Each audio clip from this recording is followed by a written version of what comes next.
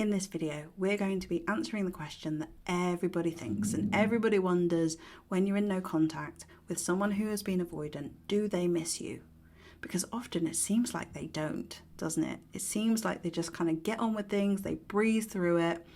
But is that true? Is that really the case? We're going to be diving into that in this video, and the answer might not be what you think. So before I get into this video, I'd like to let you know about my 30-day ex-recovery challenge. For anybody who has been in a breakup situation, you're struggling to process it, you want to move forward in a positive way, but you keep going forward and then going back. I mean, this is normal. It's part of the grieving process.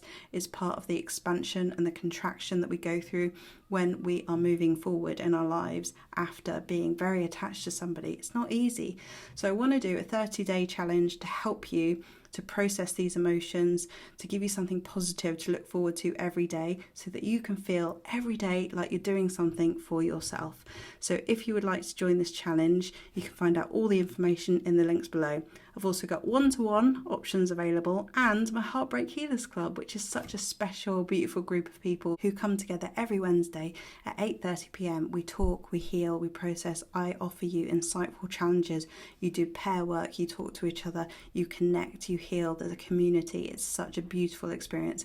So if you'd like to join the Heartbreak Healers Club, you get 4 weeks when you sign up, and you can find out all the information in the link below. Okay, so avoidance, when you break up with them, they very often seem like they just got off the hook, like they don't really care. They seem fine, and it's so hurtful because you're there thinking about them, missing them, struggling, and they seem to be getting on with their life. They seem like they've got a lot going on. They seem busy, and they even seem happy, and it's just not fair, right? What about you? Do they think about you? Do they miss you? The answer, honestly, is yes. They can't just sweep everything under the rug like they try to do. They try their best. But the fact is that very often with avoidance, the thing that people don't realise is that you can't really move on from someone that you didn't fully allow yourself to experience. So you were on the periphery of a relationship, which means that there are things left unsaid. There's like a story that's left untold. And very often that's how avoidants leave it. So sometimes when they've abandoned a relationship, after a period of time when all of the intense emotions have died down and they start to feel able to connect to themselves without the fear of expressing themselves, the fear of rejection, the fear of being made to look wrong or bad or whatever, they start to allow themselves to miss you. And this can happen in any time frame, from 2 weeks to a year or 2 years. Honestly, there's no time frame. In fact, when you see all these time frames online, ignore them, because sometimes you can think, well, it's been 3 months now and that coach said that it's been 3 months and they might start missing me and they haven't reached out, so that must mean that I don't matter and I didn't matter at all. Just ignore all the time frames. This can happen in any time frame, okay? It's different for everybody, and it also depends on the amount of fear and shame that this person was carrying. So they are likely to look like they're getting on with things and everything's fine, but really, honestly, it's not necessarily the case. And it's also why so often they do come back. They do poke their head into your life again and say something that doesn't necessarily mean that they want to be back together, but they are seeing if you're still there. They're seeing if the connection's still there, and they do miss that connection. They do miss what you brought to them. So it can be really compelling to be sucked right back in, but what you're looking for is actual sustained, proven change, which takes time. And remember that when you've been really hurt by someone who has left, who's treated you with disrespect, who has suddenly disregarded you, you don't really trust them. And so your nervous system is going to take a while to be able to trust this person. And that takes sustained, consistent change and proven accountability over time. Right, so if they do come back in, just bear that in mind. But in answer to this question, of course they miss you, and of course you mattered, and of course you had an impact on them. I think this is one of the things that, you know, the reassurance that you might be wanting is that you mattered. And whenever we're trying to get over someone and we're reflecting, and we want them to reach out is because we want to know that we were significant to this person. And if you've had this connection, you had an imprint on their journey, on the person that they have become and that they are becoming, right? That can't not happen.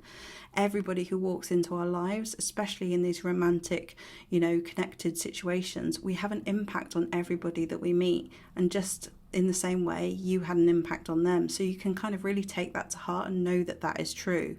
But protect yourself at the same time. Know what you want, know what you expect, so that if this person does come back, you're not going to settle for crumbs. You're not going to wait around for them to get it. You've got to make a stand for the relationship that you want, for the communication that you want. I think it's also really important to be aware that if someone does come back into your life and they do, send you a message, like even if it's something that's seemingly meaningless, when you're kind of sitting there going, oh my God, I miss them so much, and I want to send them a message saying I miss you, and they send you a message saying, oh, I saw this TV program and it made me think of the ketchup bottle on your table. They can say such random things, but they seem meaningless. But it's their way of saying, hi, I am feeling something, but I can't quite connect to it. So I'm just going to say something that shows that I do care, but I don't know what to do with it. That isn't really good enough for you, right? Unless they're actually doing the work, unless they're actually healing, unless they actually want to have a conversation. You're probably someone who wants emotional safety, emotional stability.